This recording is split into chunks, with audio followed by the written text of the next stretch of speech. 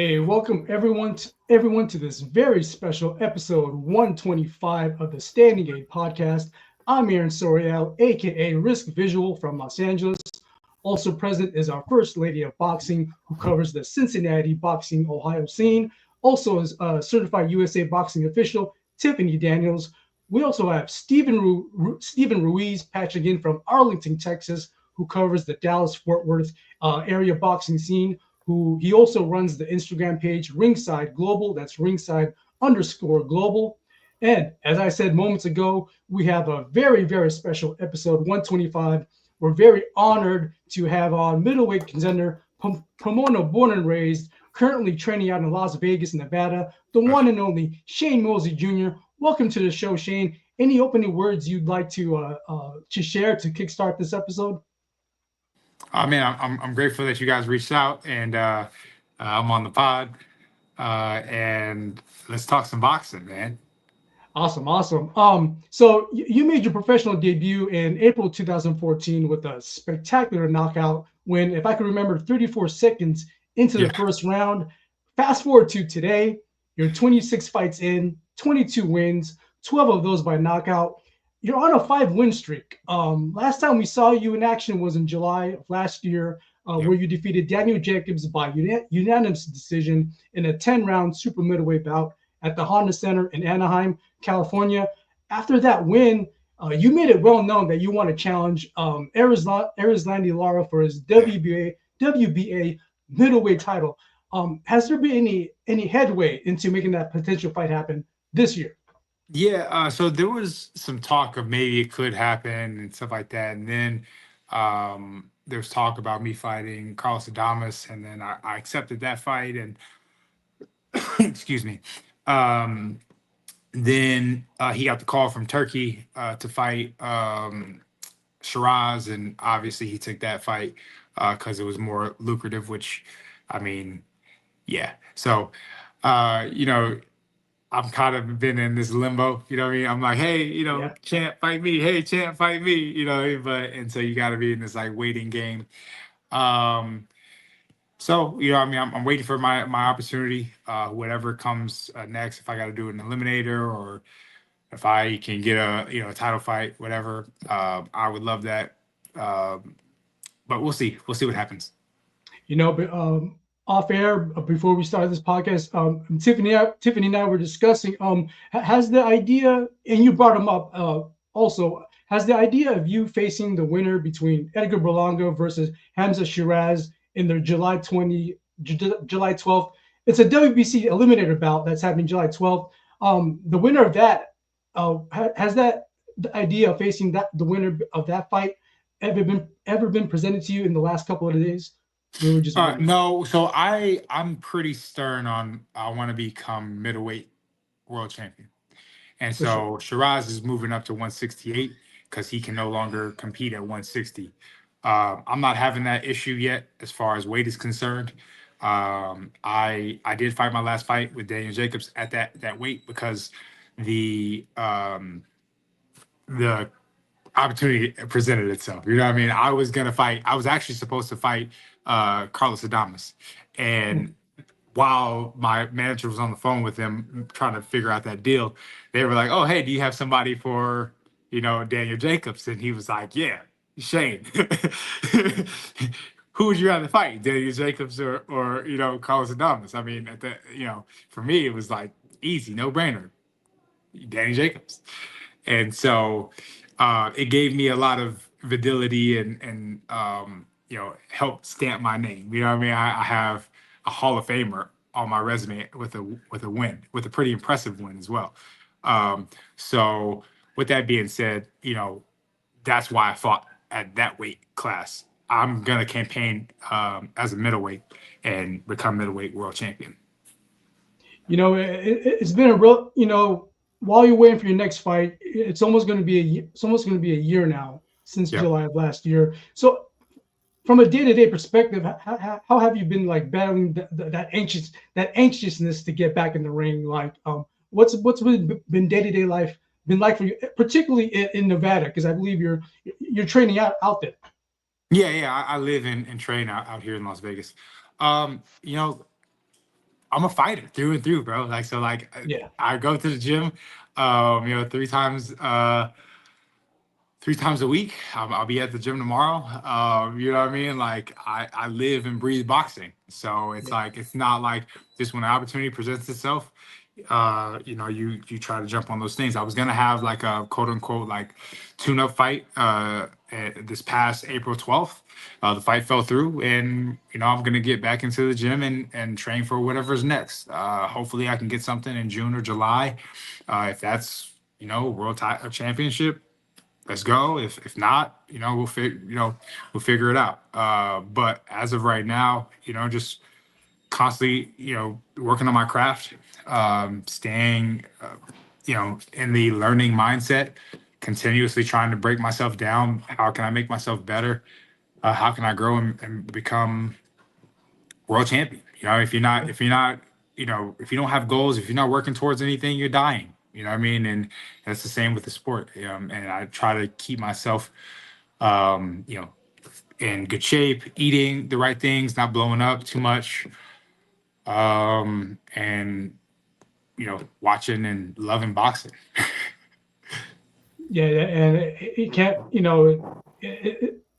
as the saying goes, you gotta just stay ready. I guess that's the main theme of that's been the theme of, particularly in these couple of past months since July. So Yeah. that's awesome. Steven, I want to give it to you. Go ahead, man. Well, shout out. Nice to meet you there, champ. Steven, obviously from the DFW area.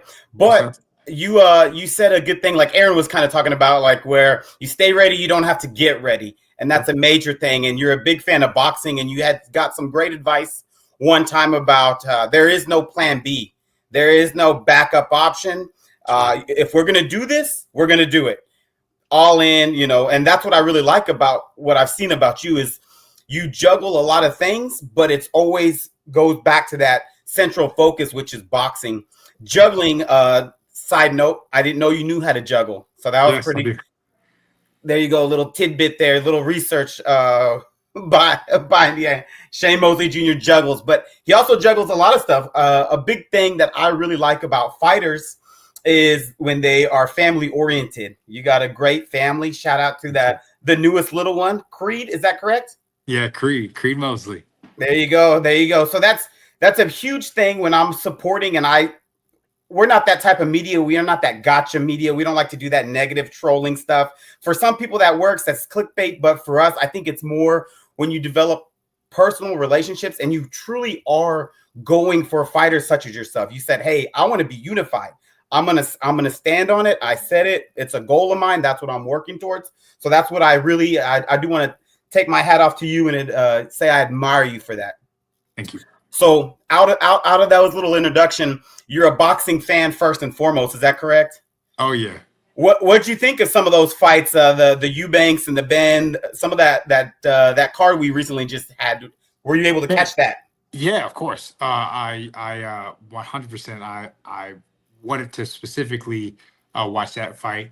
I would actually love to fight Eubank Jr. I think that would be a great fight to bring here or there, and be able to be a part of a great legacy. You know what I mean? But with that being said, I think yesterday was a fight it's an instant classic. I thought it was great. Technically wise, I thought that they could have done some better stuff, but as a fan, an incredible fight. It was like Gotti Ward. Like it was just like up and down. He got hurt. No, he got hurt. He's getting tired. He looks like he could stop him. You know what I mean? Like it's back and forth. You never stopped him. It was like, man, I'm bored. Like it was like, man, like I was constantly engaged in this fight, which was a big deal for Connor. I thought he definitely pushed the fight. He was definitely showing that he deserved to be in there with the bigger guy. A great fight. Like I said, instant classic. I definitely compared it to Gotti Ward, which is like up there. And I agree that it deserves to be in that same light because these two guys put on a show yesterday. I thought that they even, to their credit, but maybe to their detriment, that they lost some years on their life. yesterday. I mean, it was rock'em sock'em robots in there going off, off from a like a, I guess you could say like a critical, like, hey, maybe you should do this, like, right? Like they could have done some better stuff. They could have avoided that type of fight, right? But from a fan, man, it was all I wanted, man. So can I piggyback off of that? Yes. It's a great fight. They're talking about already doing a rematch just because it did so well. Anytime it's nice, you run it back, twice. So one thing I really liked about that is you saw a lot of the boxing IQ, but to your point, it's good for fans. But as a boxer, you're a pro's pro. You've had enough fights.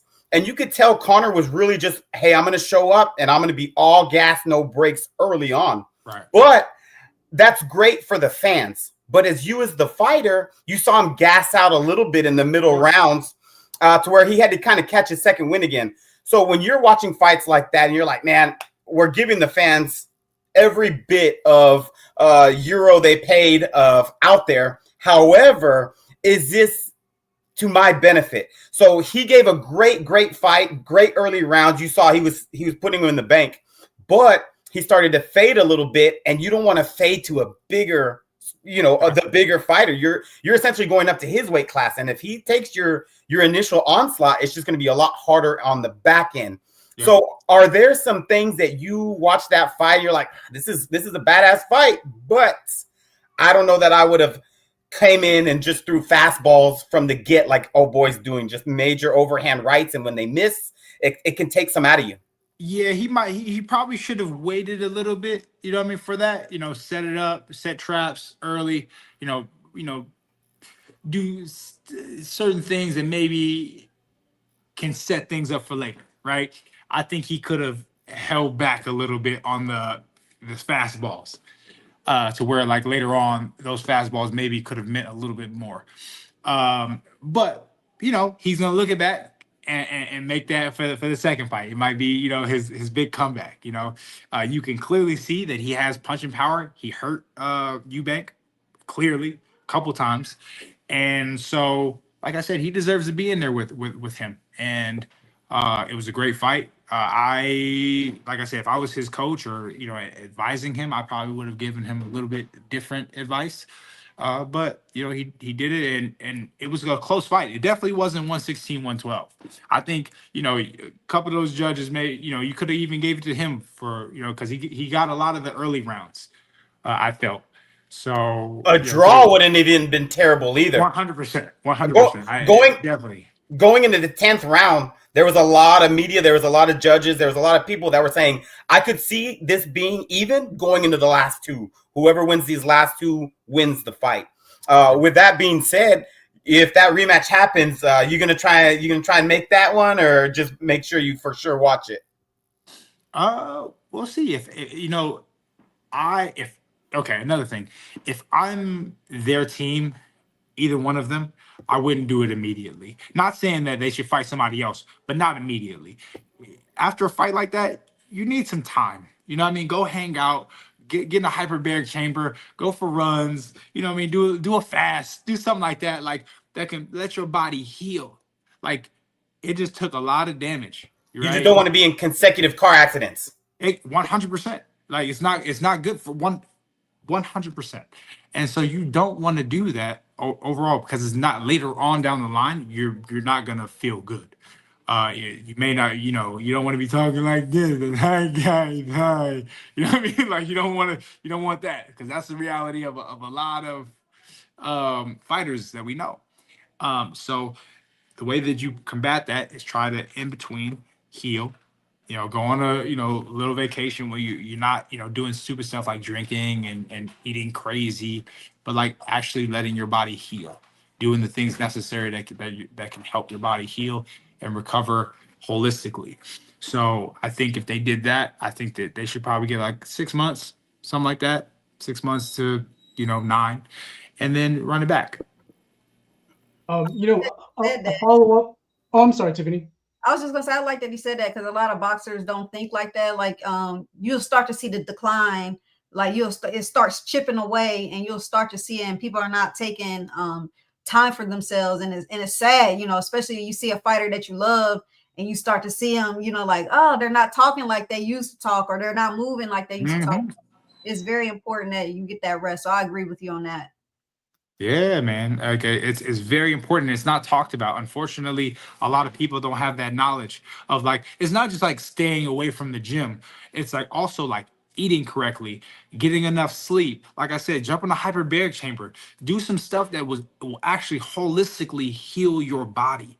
You know what I mean? Like, because like you've legitimately, like he said, got into like a car accident basically. Like that fight, like I said a little bit earlier, it was almost like they for sure took some years off each other's lives, for sure. You know what I mean? Like, so like go rest. Go, you know what I mean? We'll get it back later. We didn't even talk about if Eubanks does have a cracked jaw. That was it was suspected that they took him to the hospital for precautionary reasons. Obviously, you want to check him out, but they had concerns on his jaw, so he could also be medically suspended for a little while till that heals up. 100%. So it would be good for them to take some break, a little bit of break, and then come back later. You know what I mean? Get it in 6 months. Like, don't do the 3 months, 2 months, stuff like that. Like, I mean, I appreciated that Javante and Lamont are fighting, you know, so back to back, but like even that, you know what I mean? Like it just happened. You know what I mean? You could have, because yeah, it's 3 months, but it's like they got to get ready for that. So that's like essentially, they only got like a month off. You know what I mean? Like maybe a couple weeks. You know what I mean? So it's like, and then they're back at it. And people don't talk about that too. Like, you got to prepare for this fight. You got to put in all of that work and kill your body for this fight. So, and a lot of people don't do like technical drills and just like drilling. They like go spar, like just only spar and stuff like that. Where it's like, you know, you could still get like similar stuff. Obviously, you got to spar, but like, you know, most people aren't drilling and working on specific like tools and crafts and stuff like that you typically get from sparring, but you can simulate so you don't have to spar and get the damage in sparring. So there's ways around that so that like later on, because I remember like when I was like young in the game, and I remember Sergio Mora would tell me, he's like, man, I don't spar that much. I was like, how many rounds you do for a training camp? Like, you know, like 100 rounds for a training camp. He was like, nah, like he was like 20. I'm like, what? And he was like, yeah, like he was like, you know, maybe I'll do one like, you know, like real, like, you know, like 10 rounds or 12 rounds, depending on what I'm going. And then he was like, I mostly do like sparring drills and work on specific stuff, like for like what I want to do. Right. And I'll do that with a partner and stuff like that, but not like sparring. And I was like, I couldn't really wrap my head around it. I'm like, what are we talking about right now? Like, you got to get in there and you got to spar, you know, like, because I always knew, like, you know, I grew up in the wild card boxing gym, you know what I mean? So like, we were just all the time, you know what I mean? It was just knuckle up, you know what I mean? Hundreds of rounds. And so like, I just couldn't wrap my head around it. As an older fighter now, I'm like, you know, that's, you know, much smarter. You know what I mean? You got to be able to craft certain things, because a lot of times when we're in sparring sessions, it's all fight or flight. It's all nuts and guts, right? It's like, usually it's like, once he hits me a good time, all that game plan went out the window, and it's, come on. Game plan when we was working on just went whoop. And now we fighting. It's let's go.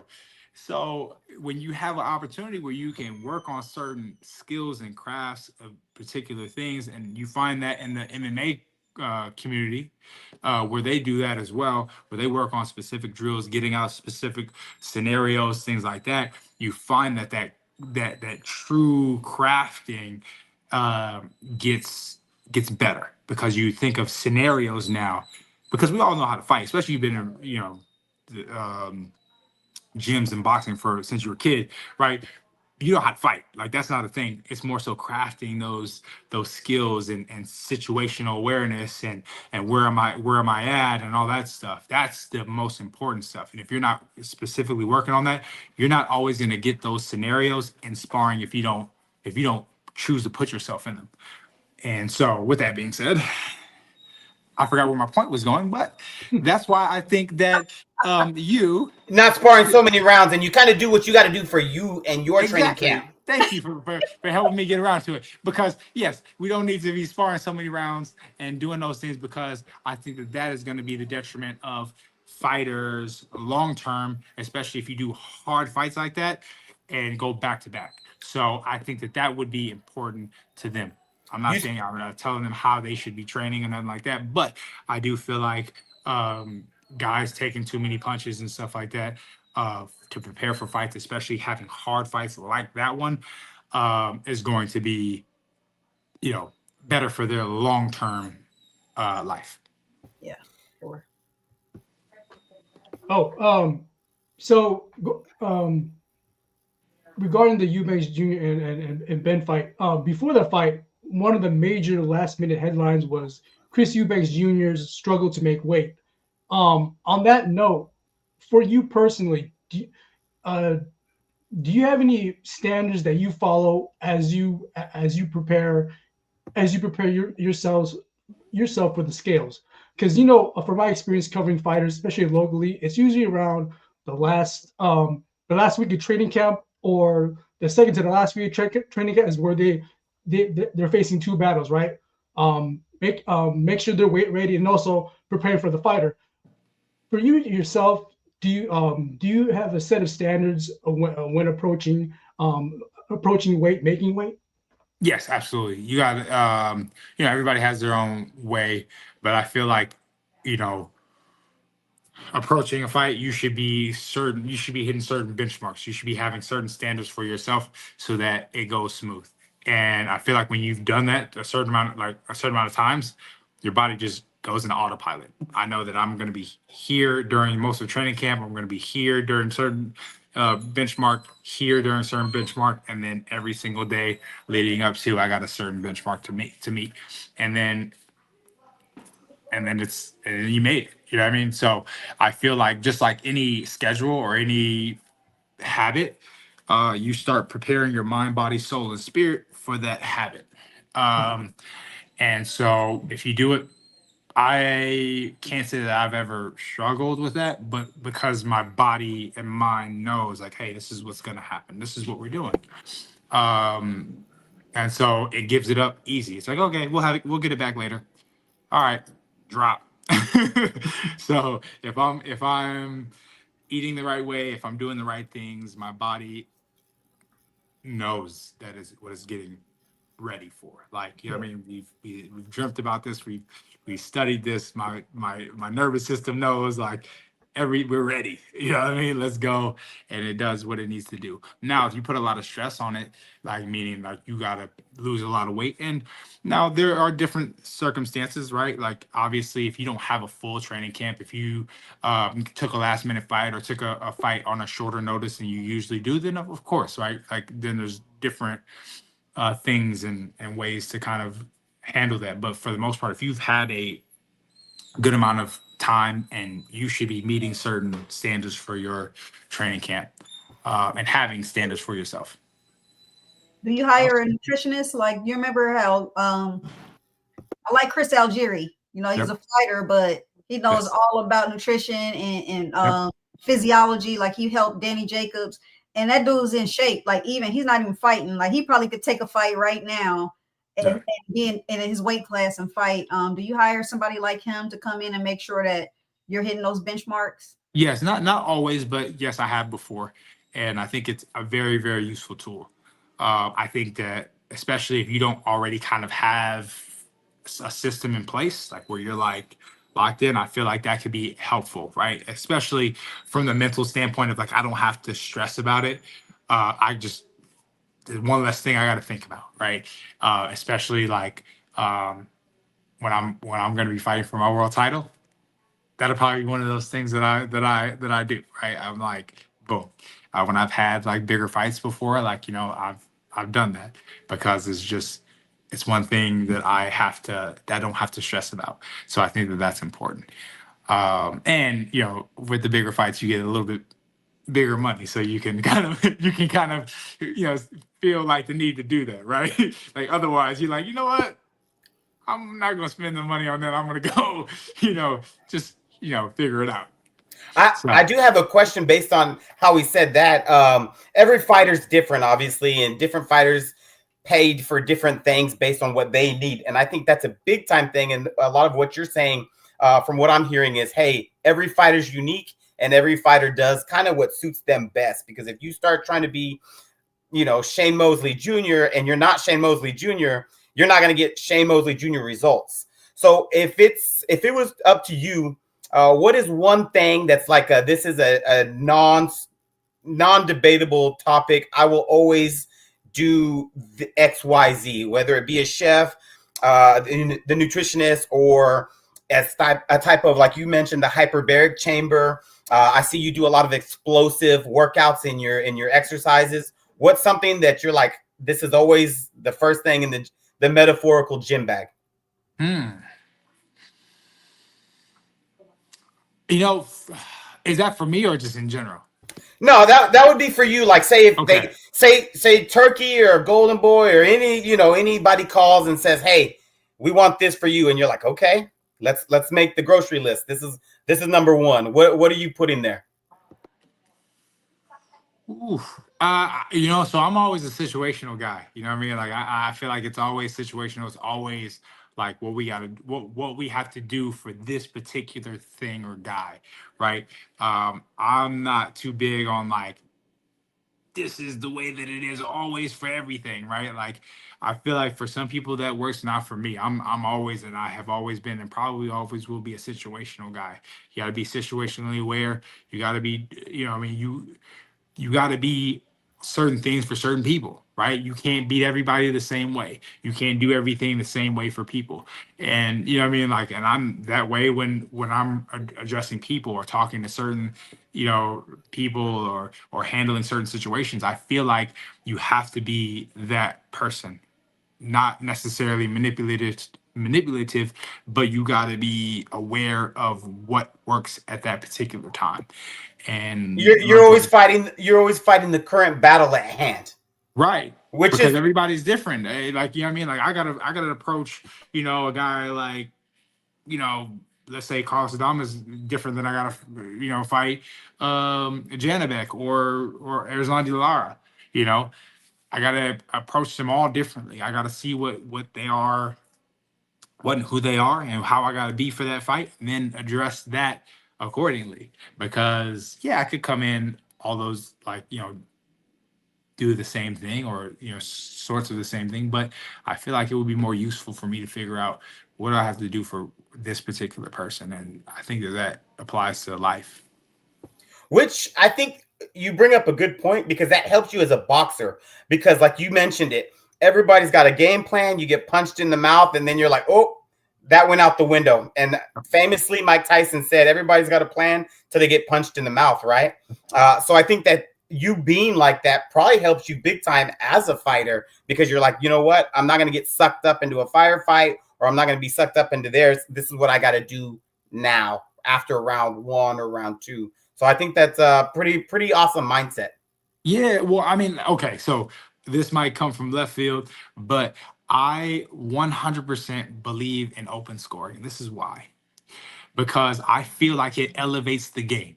I feel like, yes, is there the argument always, right, that if one guy is up, he can sustain that lead by avoiding and all of those things. Okay. But now, if I have that data and understanding of this person, because I have every fight now from now on, I know the score, like there's a score on the board.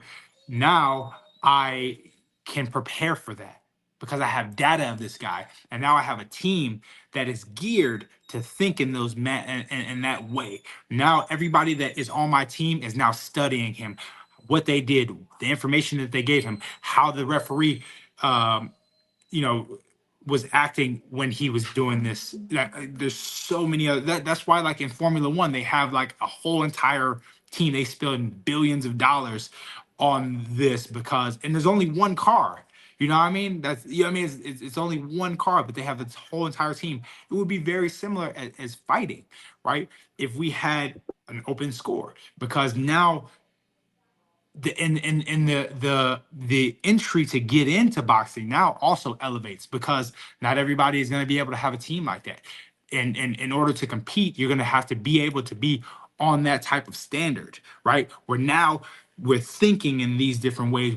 We elevate the fighters, the people that are a part of boxing, the whole stigma of boxing, and also too, you now he knows, like, when he's up, I'm gunning for him.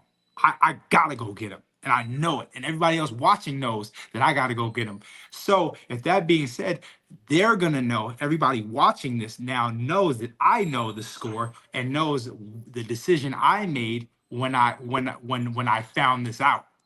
So they're now judging me. Now they see who I am. And so if you don't know who, and I think that's another, like, that I'm going on a tangent right now. Hold on. You're fine. Let me piggyback off him for 1 second, just to give him a little bit more fuel. I think to 100%, because I've been on a couple different shows, and everybody by far is about open scoring. But I think what they should do, to Shane's point, is have it during championship fights. Because let's throw in this last fight as an example. Say Ben knows it's tied, or Eubanks knows it's tied going into the 10th round, or Ben knows Eubanks is up 2 rounds. You don't think that's going to alter his game plan? You don't think 100%. So I think 100%, just to give you more fuel to your fire, is championship fights should definitely be open scored. And there should be somebody on your team that knows, okay, who won that one? Who won that one? So that way, when you know, oh, going into the last round, it's tied, you're telling your fighter whatever you got to tell him. And then you're getting some Teddy Atlas style, some Hector Lopez style encouragement, where they're like, hey, this is it. It's dead ass even. You've got to win this round, or bro, you're getting washed. You need to knock this guy out. Well, we have game plans now for that. Now we like I said, situational awareness and situational game plans. And now, like, coaches are having to now put you in that situation in training camp now. Yeah. Right? You're down. Like, you know what I mean? Like you put a situation, hey, right now we're down, whatever, 6 rounds. Gotta go get them. You know what I mean? Show me something. Right? Like, now I have to put my fighter in situations that he's going to be able to respond to this. And I'm going to know he's going to be able to respond to this, because I'm going to have to put him in situations like this, because that guy is probably going to put us in those situations. Right. And then that makes you have to watch tape on him. That makes you have to do all of these things necessary in order to elevate the game. Right. Now you can just kind of whatever, because, I can say I gave my, I thought we were up, blah, blah, blah. Now you know. And now everybody knows how you responded to those situations. Like I said, I feel like it elevates the game. And I feel it like I don't feel like it's necessary to know the score for them or for anybody else for that matter. I want to know the score for me, so I know how I can regulate myself. I don't care about the judges. I don't care about nobody else watching. All I want to know is where I need to do, like, what I need to do in order to win, because that's the whole point. If I don't know, if my team doesn't know, how can we truly know how to win? We can't truly know how to win if we don't know where we are. You can't truly have a goal if you don't know where you currently are towards your goal. So how can you win? And we've seen it's a total like mind, like it really. And I also think it is attached to, like, even this the who fighters feel that they are, because they don't even know where they are in their, a lot of times they don't know where they are in their business, where they are, like, at all. And because of all of these things, I feel like if you at least give them that, they can know and have more confidence of where and who they are. And that would help elevate the game. It'll no longer be like clueless. We'll have to be an intelligent sport again, right? And I want that for my sport. I want that to be, I want to elevate my sport. I'm tired of people calling my sport all of these things. You know what I mean? Like, oh, it's dishonest. It's all of those things. just let us know, and not for to change corruption or none of that. It just give me my strength back. Give me my ability to fight for what I want. So I'll what? take off of that because that brings up a good point. If you watch amateur boxing, you know, and not just any regular show, but let's say a national tournament. Yes. You watch the national tournament, they have open scoring.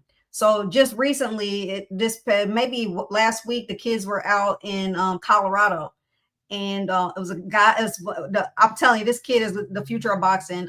He's a fighter. His name is Lawrence Davis. He's from here. He goes by WAP. When he got through the first round, he was down. It was 5 judges. They could see the score. The score popped up as soon as the round's over. We're like, boom. And so I'm over here screaming like, what? He lost that round? You know, like 2 judges gave him the round. 3 judges did not. So we're like, what the hell's going on? Like, how? What did they see that we didn't see?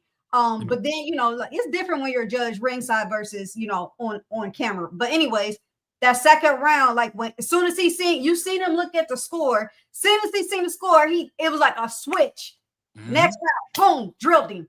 Third round, 2 standing 8 counts. Like, I mean, immediately, like he went after him. Like, it was no doubt. This was the championship round. He was getting gold. Was nothing going to stop him. But as soon as he seen the score, it's just like he turned to a monster, like right away. Exactly. So I agree. I don't know how I feel about it.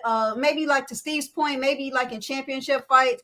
Maybe not every fight, but maybe championship fight. It might be advantageous. Well, to me, look at boxing's one of the only sports where it's the only sport. That's MMA. It's the only sport because that's our little brother. So it's so 100%. We're watching a fight. Shane, Aaron, Tiffany, you know, and us. And it's the only sport where it's subjective. Tiffany, Shane, and Aaron could have it one way, and I could have it completely different. And you know, the odd man out, and the other person that should be winning maybe didn't get the nod. But we've seen that in fights with Bud when he was fighting Porter. They were like, "Yeah, I think you're losing." He turns it up. Floyd tells Tank, "You're losing to Mario Barrios by the rounds, right?" He turns it up. So it's not like track where you're running the 4x4 and you see who's there, so you know you need to pick up that pace. Boxing is just like, well, that was a swing round. We have it so many times where it's like that round 7, 8, and 12 could have gone either way. So now, like to Shane's point, well, did we draw? Did I lose by 3 or did I win by 3? How do I know? I don't. So if you're in a championship fight, I think it definitely the rules should change, because look at the NFL. Those rules have been around forever too. And look at what they continue to do.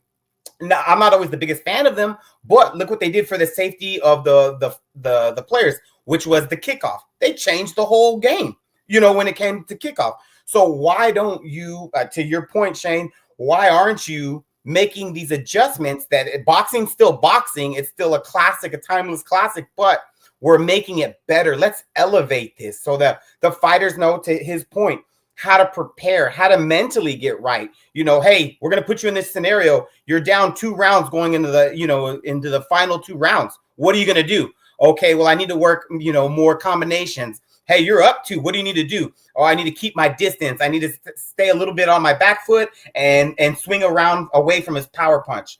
Those are the types of things where you would start seeing an even better, sweeter science of boxing, because then all these fighters, to Shane's point, is you're getting the analytics. You're able to look at the data and put it in and say, okay, this is what I need to do, and now I got better. I think that would be a great thing. In my opinion, I've seen a lot of shows and everybody's for this open scoring. My only thing is championship rounds. Do it like that.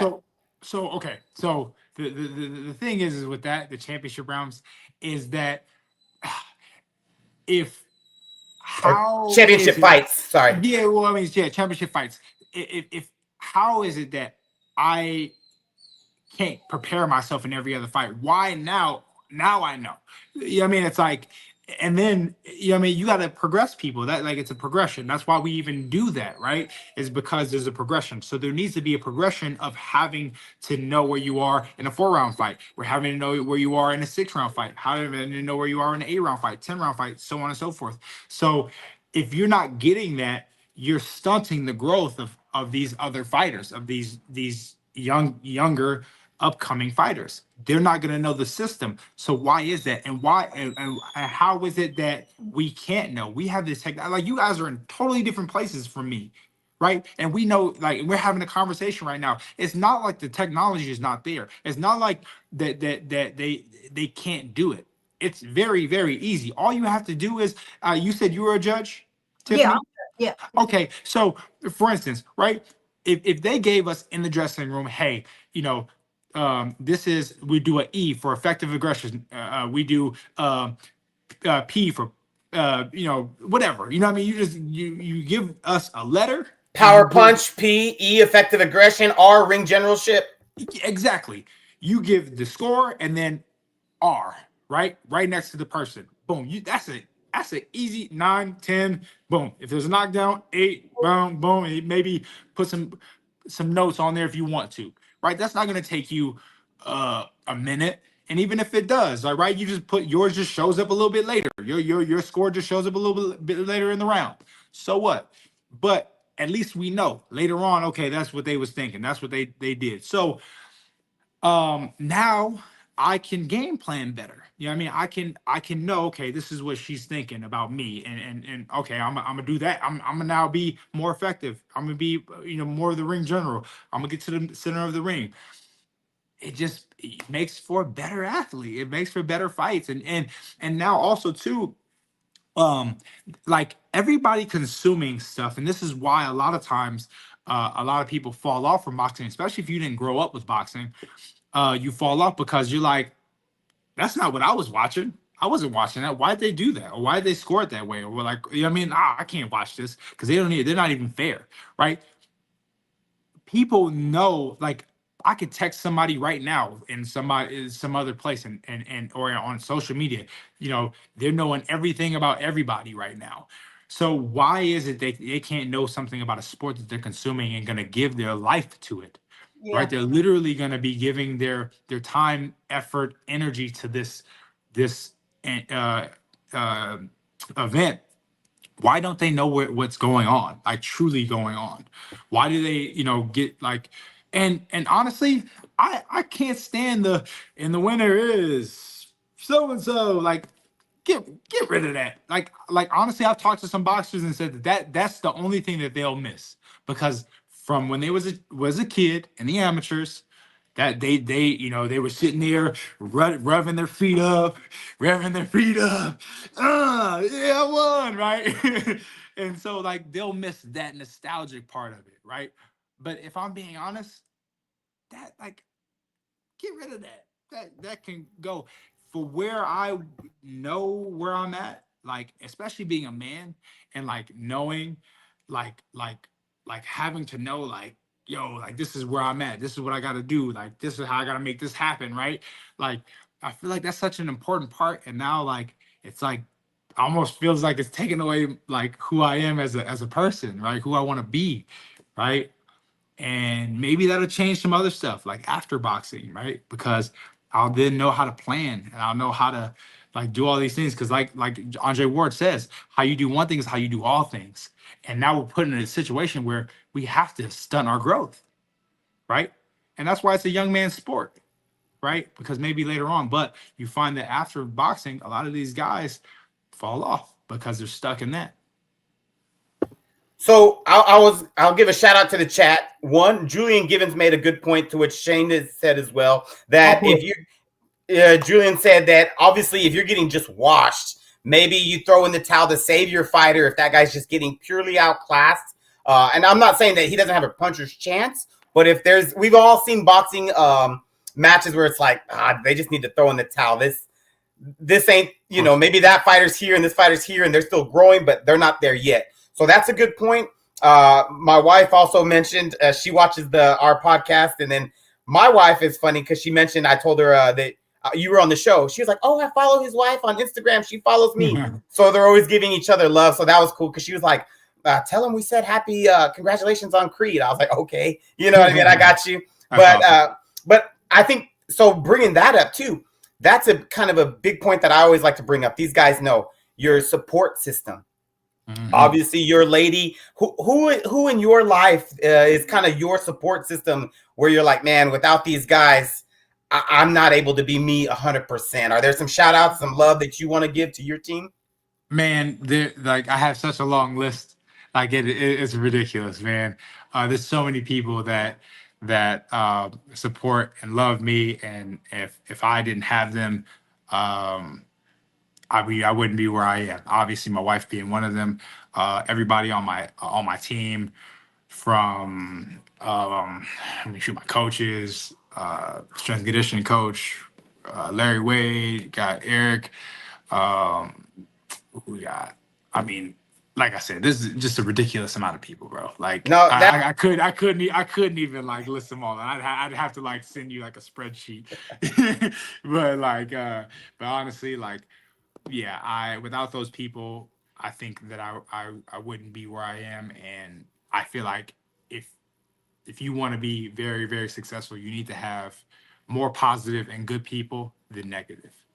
Oh yeah, big time, big time. I think something that's kind of cool is you always kind of talk to each fighter, and every fighter has their own why as to why they do this.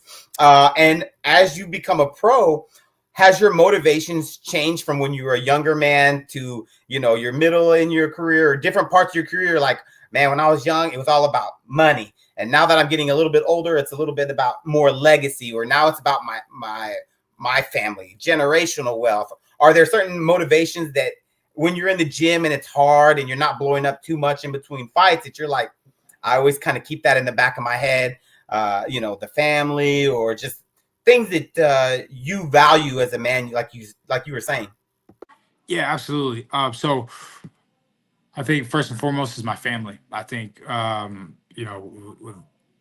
family truly made me a man. You know what I mean? Like without them, I probably wouldn't be still boxing. I wouldn't be doing what I'm doing, and I wouldn't be the man I am today if without my family. I feel like they helped mature me and helped grow me as a man, and given me such a purpose in life.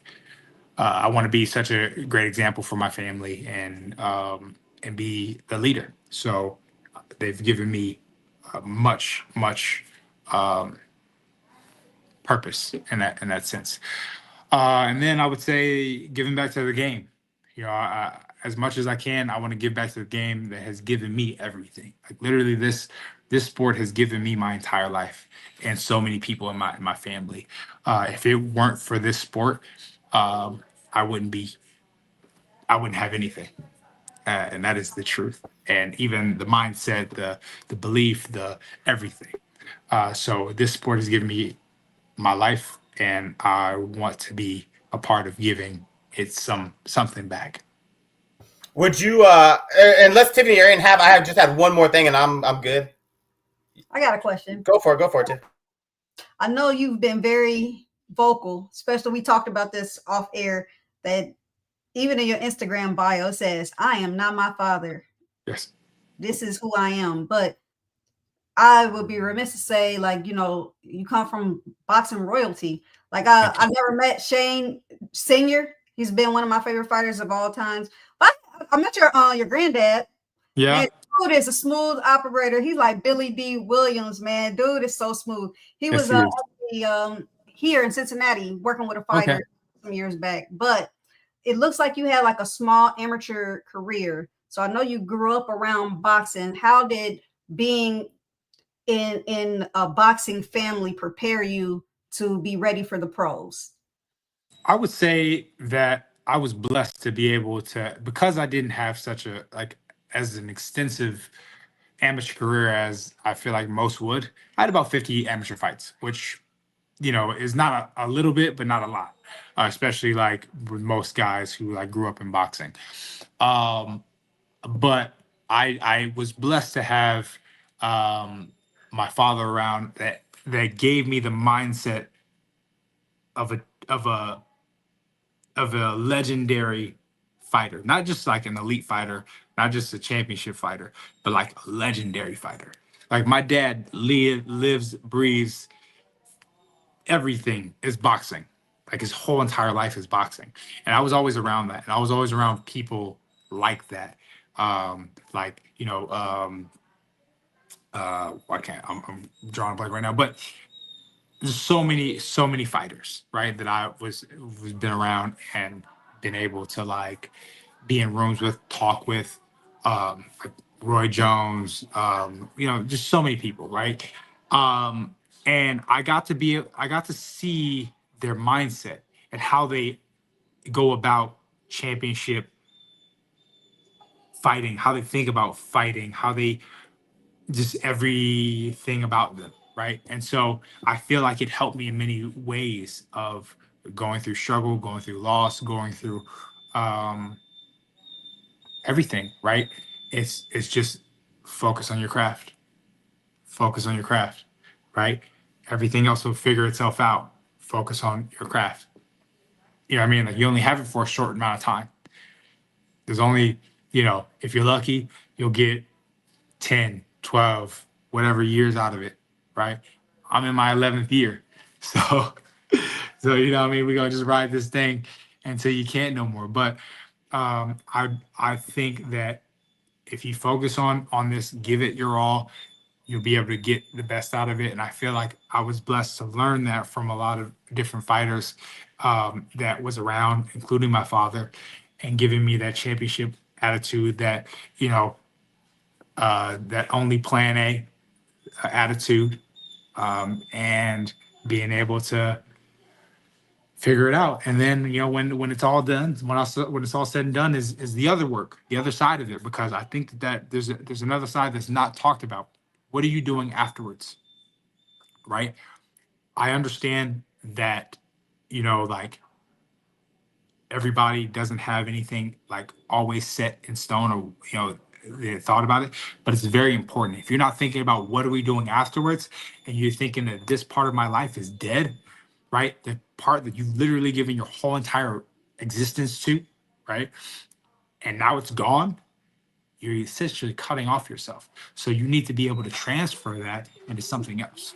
And there has to be something else that you wanting to put your energy, your life to, because if you've consumed, your life was completely consumed by this, if you're not directing it to something else that's purposeful and that is going to be of true meaning to you, you're going to fall into a whole lot of things. Depression, you're going to fall into drugs, alcohol, women, all of these things that a lot of fighters do. They fuck off all their money. And that's why they, end up back to the thing that they were trying to get out of when they started boxing, right? And poverty and stuff like that. So if you don't have a plan for that, you're going to end up back there. So I think that that's one of the things. Obviously, you got to be you don't want to think about that always, but it's a very, very, very important thought to think about, because your life is not over after boxing. You're not, your life is now extending, and you can use all those same skills that you had that made you great or that made you good or whatever the case is, and you can transfer that into something that's going to be positive and stuff like that. I do feel like it's important for people after boxing to be constantly working out and training. If you went from training all the time and going to not training, what do you think is going to happen? Your body, your nervous system, all that stuff is going to go into shock, and you're going to probably go into a depression. You're probably then going to eat and all that other stuff. So, you know what I mean, and do a whole lot of bad stuff. So with that being said, you need to be able to transfer those things into something else. I think there's something that's not talked about that I feel like is very, very important, and that needs to be considered when boxing and after boxing. Awesome. Going on a totally different tangent. Yesterday you posted an event on your story. I forgot to screenshot it. It's happening in July, right? You're co-hosting it. Do you want to give us a little more detail about that? So I'm actually going to be I'm actually going to be doing some commentating in Milwaukee. Is going to be May 17th, I believe. Okay. And that's going to be, like I said, well, not in Milwaukee. It's going to be in Green Bay. Like it's going to be like an casino, like an Indian reservation out there. I can't remember the name off the top of my head, but one of my buddies who also commentates, he was like, "Hey, you want to, do this event?" And I was like, "Sure." Like I get to talk about boxing, and I get to, meet people and socialize and stuff like that. So I was all for it, and so I get to. Would this be your first time technically commentating for a fight? No. Okay. I've commentated before, and Okay. I've been a part of fights and stuff like that. I think this would be like my second or third. So I've done one. I've done one online, like where I was like I was literally at home, like doing it from. I think it was during like COVID or something like that, and I did a little show like that. I did one in the bubble. I did one at Fantasy Springs and a few others. So yeah, it's dope, and it's comfortable for me. I get to talk about something that I love, so it's easy. Awesome. Before we end it, Stephen Ruiz, any last words you want to direct towards Shane before we conclude it? Man, first off, I'd say it's tremendous getting to pick your boxing brain, because you said it. You've been around rare air, championship mentality, and I think when you're that young and impressionable at such a young age as kids are, and you're only hearing grown men that are champions in their craft, champions in what they've done, kind of spill that knowledge to you, whether you wanted to or not, you were getting it. And I think that also helped mold you into the awesome man that you are today for you, your kids, your wife. So thank you for that, man. I think you said it. I think a lot of fighters, you're fighting now, but what are you doing to set yourself up for the future life beyond boxing? Now, I'm not saying you need to be like, okay, this is my business while I'm 7-0 or 10-0, but what are you doing? What are you investing your money in? Are you making all the right moves for the future? Because otherwise, what are you doing all this for? If, to your point, you do all this and then you fall right back to where you were, into the poverty, the depression. So I think you bring up a good point, is a lot of these fighters should hopefully, I pray they do have a mentor that's like, hey, let's try and set yourself up for the future, so that way you have avenues outside of boxing. Aaron's got Andre Ward's book back there. He's gotten into this motivational speaking. He's doing tours. He wrote his book. We see a lot of fighters. Tiffany mentioned Chris Algieri. He could, if he wanted to, still be working with boxing in the nutrition side, in the athletic side. And he does. Yeah, he does. So like you said, your body doesn't go from an elite level training to nothing. Yeah. You know what I mean? So I think that you bring up a good point to a lot of fighters that are, hopefully, if they're watching the show, man, just have your ducks in a row, because at any time, God forbid, at any time that ride could stop. You know what I mean? So what have you done? So I just want to say thanks, man. I think you could easily have your own boxing gym and be a coach, just from the way you talk about boxing, the energy you give out when you speak about it. It's inspiring versus, some people could be jaded towards stuff. And man, you give a lot of great energy. And like you said, you want to be around that positive side. So I just wanted to give you your props. Thank you for being on the show, man. And we're always rooting for everybody that we have on, even more, just because you get a chance to interact with them. You know what I mean? Like, you could like the Cowboys, but if I don't know nobody on the Cowboys, you're like, they lost. But if I know the guys that are just putting it in 24 hours a day, 7 days a week, grinding, knowing their struggle, you're like, man, I'm really rooting for 54 that he gets 4 tackles. You know what I mean? Because you know what it took for him to get that. So when you guys get wins, you get dubs, you become undisputed. And man, I hope you get that. I'll be cheering for you every fight. It's just, you know what it took, the sacrifice. And I think that's what makes it that much sweeter. So thank you so much. Yeah, and it would be one of the best comeback stories of all time. You know what I mean? I could say I lost, 4 times early on in my career. I turned it all around. Everybody loves stories like that, right? Like, at the end of my career, I got better, right? And I truly believe what you think and how you operate is if you believe that you're going to go up, that's what can happen. That's why, like, even for me, like, I thought when I fought Gabe Rosado, that was one of the coolest fights for me, because before Gabe fought me, like, he literally was saying, I'm gonna fight Shane, I'm gonna knock him out, and I'm gonna go fight for a world title again. Right? Like, that was like so cool to me. Like, and he really believed that he was gonna fight for a world title. And like, he really was, I mean, he just knocked out Beck the Bully. He just fought Munguia to a good fight. You know what I mean? And he still had that belief. He had 17 losses, and still it's like I'm gonna be world champion. That to me is like great. Like wow, this dude has lost probably just as much as he won, but he still believes that he could win. He still believes that he could turn it around. He still believes that he's like that guy. And like that's what you need to believe in yourself. That's what you need to believe in. And even after boxing, right? Even when that stuff is gone, like this part of me is gone. I'm still that guy. I'm still that. I still have all the tangible stuff that I created in order to become that guy that everybody watches.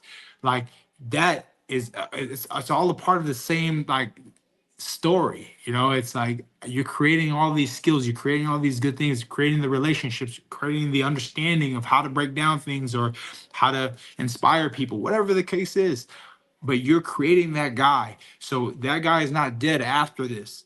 That guy is just continuing on. It's just something else that he's doing afterwards, right? You're still on path, you're still in the story, you're still going to be whatever it is that you want to be. So nah, man, like I really, really, really believe that it's all a part of it. And I believe that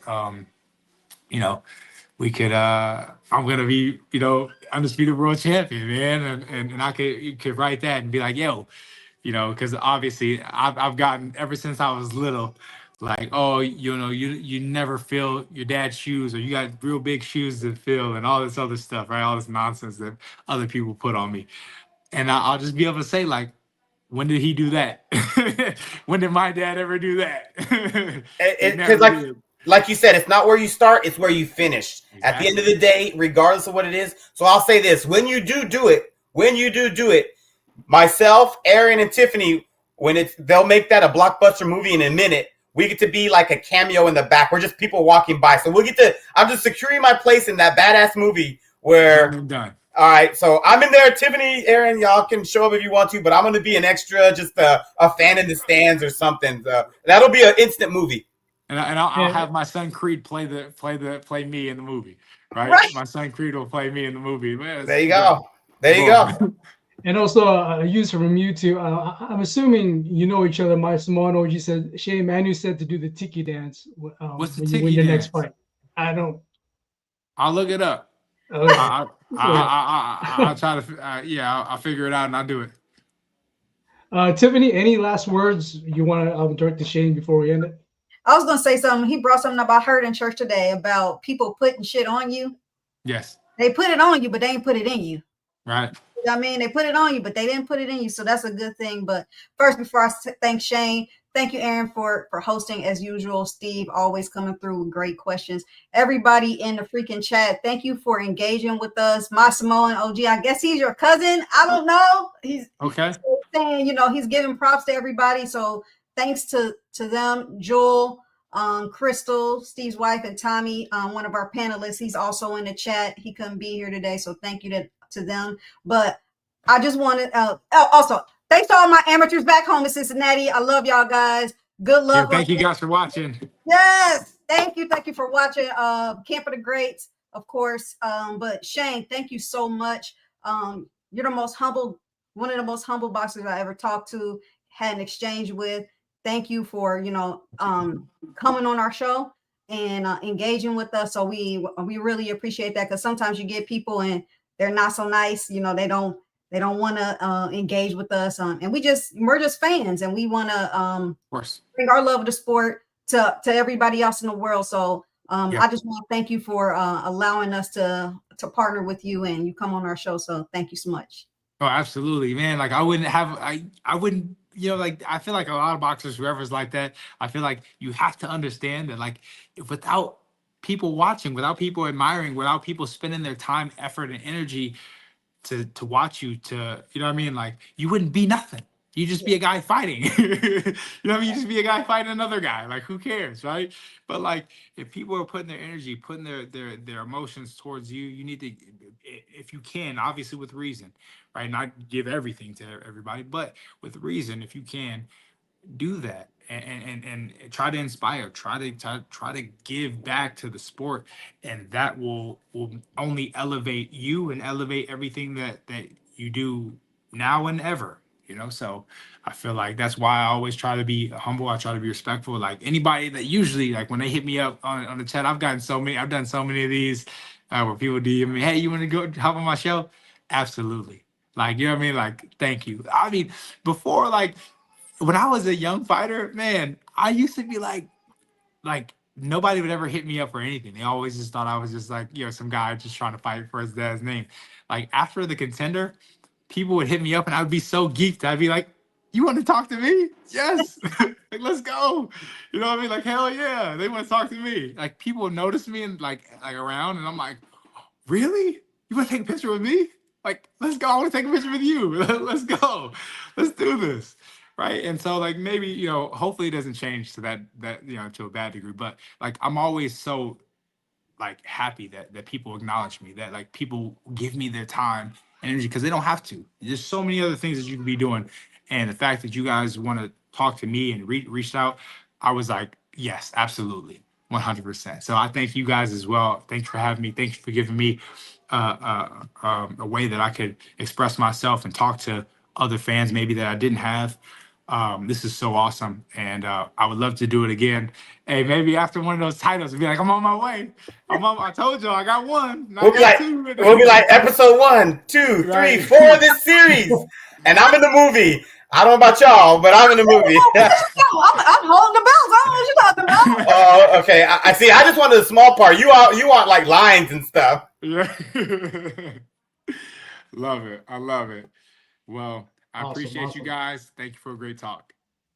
Awesome. So yeah, that's going to be it for episode 125 of the Standing 8 podcast. Again, I share the same sentiments as Steven and Tiffany. Also speaking for our other panelists who couldn't make it.